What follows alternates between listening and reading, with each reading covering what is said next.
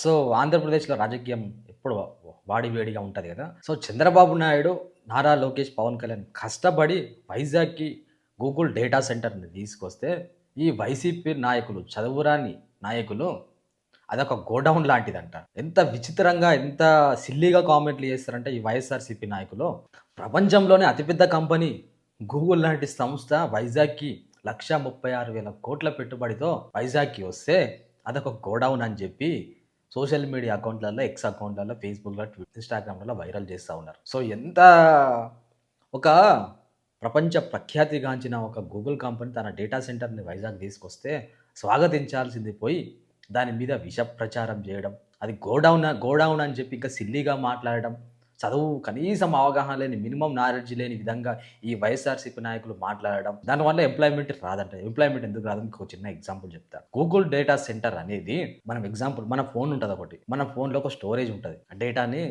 Save చేసుకోవడానికి, డేటాని storage చేసుకోవడానికి. దానికి ఒక స్టోరేజ్ కావాలి. ఆ ఒక ఫోన్‌లో ఒక స్టోరేజ్ ఉంటది. అదేం చేస్తదంటే, ఆ డేటాని మొత్తం సేవ్ చేసి భద్రపరుస్తది. దానికి మనం ఏం చేస్తాం? ఆ ఫోన్‌కి ఛార్జింగ్ పెడతాం. దాన్ని సేఫ్‌గా వాడుకుంటాం. అవసరం వచ్చినప్పుడల్లా ఆ డేటాని తీసి చూసుకుంటా ఉంటాం. సో, గూగుల్ గూడా ఒక ఫోన్‌లో ఉండనే ఒక 16 GB memory, 32 GB to 56 GB, 126 GB ఉన్న డేటాని మన ఫోన్‌లో ఎప్పటికప్పుడు ఛార్జింగ్ పెట్టుకొని, మనకు అవసరం వచ్చినప్పుడు డేటాని తీసుకుంటా ఉంటాం.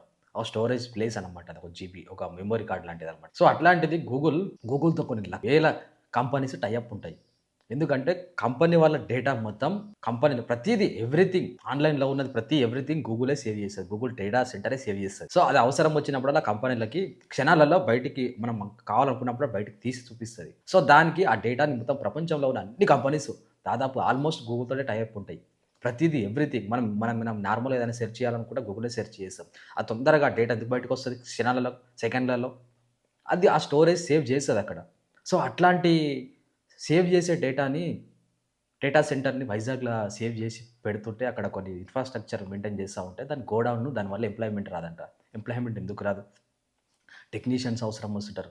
24 అవర్స్ టెక్నీషియన్స్ అవసరం వస్తుంటారు. ఆ డేటా మీద వర్క్ చేసేవాళ్ళు, డేటా స్టోరేజ్ చేసేవాళ్ళు.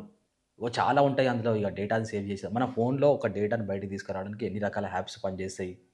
ఎన్ని రకాల సెట్టింగ్స్ ఉంటాయో మీకు అర్థం దాని మీద ఎంతమంది వర్క్ చేస్తారో తెలిసి ఉంటది కదా! సో, ఆ డేటా సెంటర్‌లో కొన్ని లక్షల మంది, కొన్ని వేల మంది పనిచేస్తా ఉంటారు. ప్రతి కంపెనీ డేటా మొత్తం సేవ్ ఉంటది. భద్రపరచాలి అక్కడ. దానికి 24 అవర్స్ కరెంట్ ఇవ్వాలి. 24 అవర్స్ వాటర్ ఇవ్వాలి.